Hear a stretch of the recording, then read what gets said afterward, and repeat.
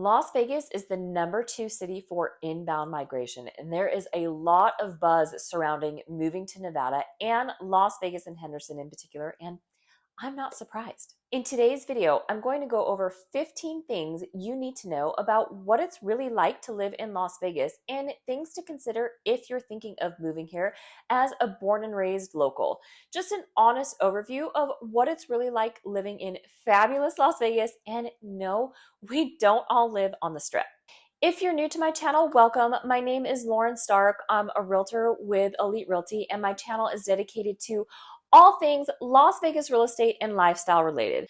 All right, let's just jump right into it. Number 1, constant road construction and orange cones. Honestly, those orange cones should be our state bird.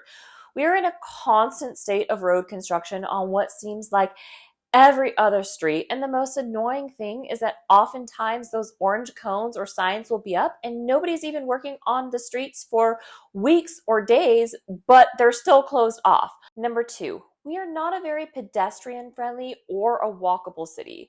We have a few parts in town or neighborhoods that I would truly consider walkable, where you can exit your door and walk a few blocks to a grocery store, pharmacy, restaurant, etc.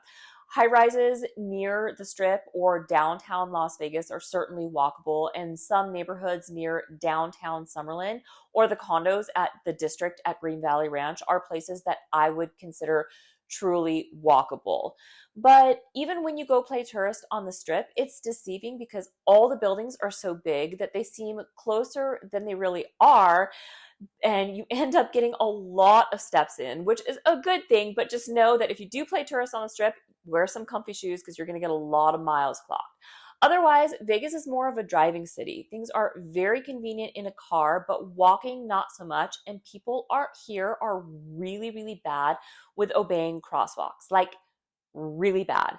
Even on the Strip, watch out for taxis and Ubers because they are aggressive in the crosswalks. So even if you have the right of way, just be very careful when crossing the street, even if you're in a crosswalk. Number 3, when it rains here, you have to be very careful driving. It is so dry here most of the time that when it rains, all the oil from the blacktop becomes very slippery, making the driving conditions initially very slick.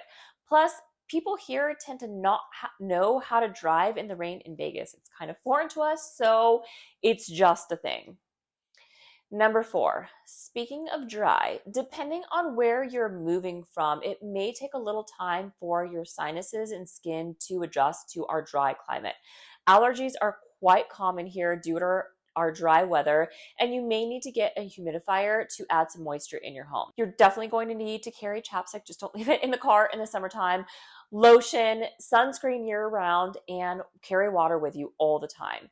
On the flip side, our dry heat is really great for people who do have arthritis, and once you get acclimated, you will find yourself craving the sunshine. I am like a tortoise. I follow the sun around in my backyard throughout the day just to soak it in.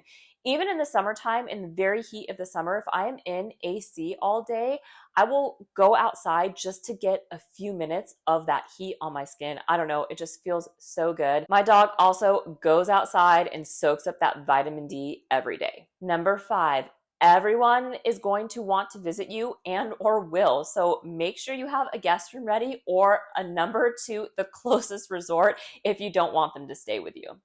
Number 6, you have to tip our service industry employees. This town was built on the service industry, and I'm not talking about the tips that every vendors these days are asking for when you're buying a coffee or a sandwich, but I'm talking about if you're going to go enjoy an evening out at one of our resorts or have a staycation somewhere, you have to tip the bellmen, the valet drivers, the dealers, cocktail waitresses, the waiters, the waitresses, the doormen if they're getting you a taxi or an Uber. You have to tip, pay it forward, support our local economy. Otherwise, you will be known as a stiff. Everyone I know who grew up in Vegas at some point in time may have worked in the service industry, so we are all really pretty generous when it comes to tipping. And trust me, just carry a couple dollars with you, pay it forward, make sure you tip. It will go a long way, trust me. Number 7, the weather. Aside from the obvious, we all know it is very hot in the summer. There is no escaping the heat, but I have to say personally, I will take the dry heat over 90 and 90% humidity any day. But let's talk about the Vegas wind for a minute. I am sure you've seen either some of my videos or other videos of people filming outdoors in Vegas, and it seems like it is always windy. Well, it's not always windy. It is windy quite often because when that hot air is fighting the cold air or vice versa, that is when we get wind. And it can get really annoying.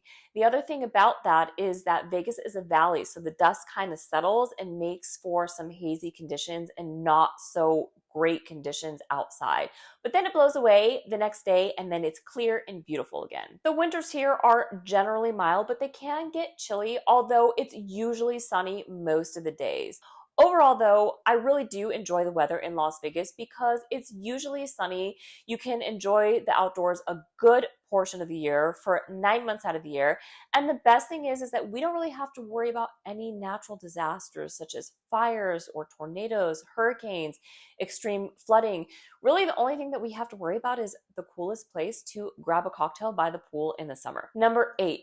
It has grown so much, but there is still 6 degrees of separation. Las Vegas still has that small town feel, and oftentimes you'll be talking with someone and realize that you have a connection with them from way back when. So I love the fact that it is now a big city, but still kind of has that small town feel. Number 9, Clark County School District is low on the totem pole as far as ranking, one of the worst in the nation. However, there are certain zip codes in which the schools are better, higher ranked, and quite good. So if you do have school-age children, you may want to focus on one of those areas first and foremost. There are also a number of charter schools opening across the valley, which do comply with state laws and academic goals, yet they offer more flexibility in learning and have independent volunteer school boards. We also have a number of technical academies and private schools throughout the valley. That being said, higher education in Las Vegas is on the map. We are home to UNLV, which is a great university and has pretty affordable in-state tuition.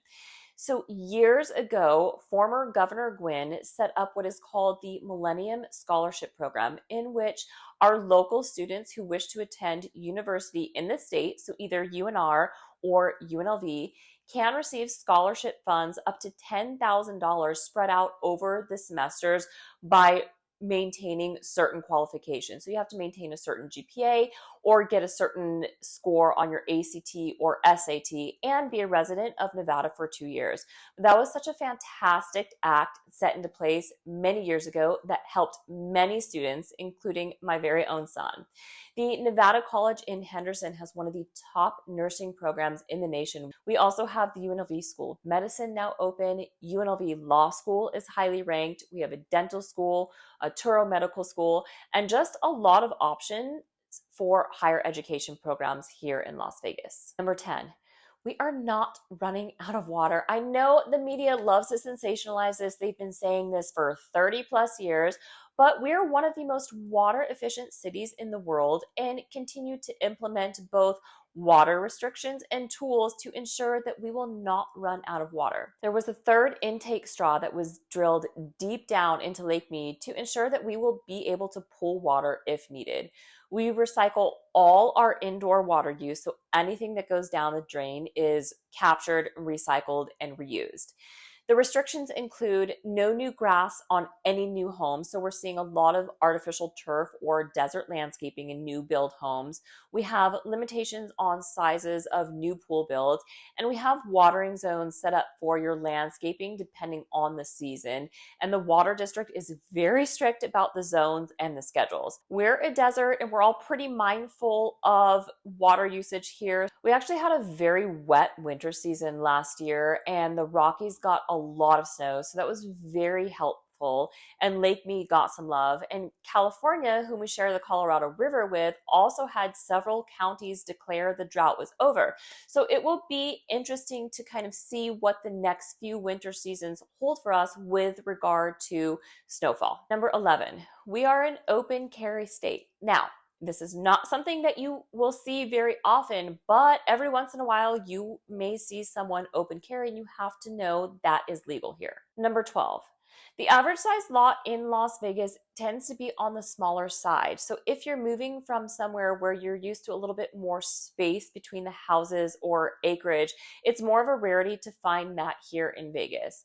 Many of the older neighborhoods will have a little bit larger home sites as they were developed when the town was much smaller. But as we've grown and developed more outward, the lot sizes have gotten smaller and smaller as our land is at a premium these days. There are areas in towns and neighborhoods where the lot sizes are larger, and most of the guard gated custom home communities will sit on a minimum 1/3 acre lot. Number 13, the Harry Reid International Airport. Still have a hard time calling it that because I grew up here and I know it as McCarran, but you can get to wherever you want to get to from our international airport, and it's super entertaining. You can play some slots while you wait. Actually, one time I was playing while waiting to board my flight, and the machine was so super friendly to me. I wanted to keep playing, but I had to go board my flight. Also, I wanted to tell you guys about one of the best kept secrets, which is JSX Airline. They're a semi-private airline that fly out of a private terminal, mostly fly to cities on the West Coast, but they've now expanded to some cities in Texas and also some cities in Florida. You can arrive 20 minutes before boarding. You walk right in. You don't have to go through security, and the accommodations are really quite bougie. Ticket prices are actually really, really competitive with big airlines. And while I'm not endorsed by them or anything, it is definitely my preferred airline method of travel, especially if I'm heading to Northern California or Southern California and I don't want to drive, or Arizona. JSX, definitely check it out. They're awesome. Number 14, there's always something to do. You will never be bored living in Las Vegas, whether you go to a show, a concert, sporting event, music festival, comedy show, pool party, or if that scene is not your style, then we have all kinds of outdoor things to do, from beautiful hiking trails in Red Rock and also Henderson, golf courses, a ton of parks for the kids, water parks. You can enjoy a meal at one of our delicious on or off strip restaurants. You can have a spa day at one of the resorts, and oftentimes they will give local discounts. You will never be bored living here. Number 15, saving the best for last. One of the things that I absolutely love about Las Vegas is it is such a diverse city. Growing up here, and I was talking about this with some of my friends who are also native Las Vegans, our friends and neighbors were people from all different ethnicities and cultures and backgrounds, and everyone got along. It was awesome. We have a very creative element here with our entertainers and our live performers. We have a ton of hardworking people raising their families here. We have amazing and talented chefs here in Las Vegas. And yes, now we have sports professionals as well and hold the championship for both the WNBA Aces and now the Stanley Cup winners with the Vegas Golden Knights. We have CEOs, small business owners, and word on the street is the film industry is looking at opening studios here. We're really just a big melting pot with people from all walks of life and all different cultures. I love helping people with their move to my hometown city. So if you're thinking of moving to Las Vegas, give me a call, text, or email. Who better to help you with your real estate needs than a native Las Vegan? If there's a topic that I didn't cover and you guys want to know about, drop a comment below. Well, I hope you found this video informative. As always, thank you so much for watching. Don't forget to like and subscribe. It really helps my channel out, and I will see you guys on the next video. Bye for now.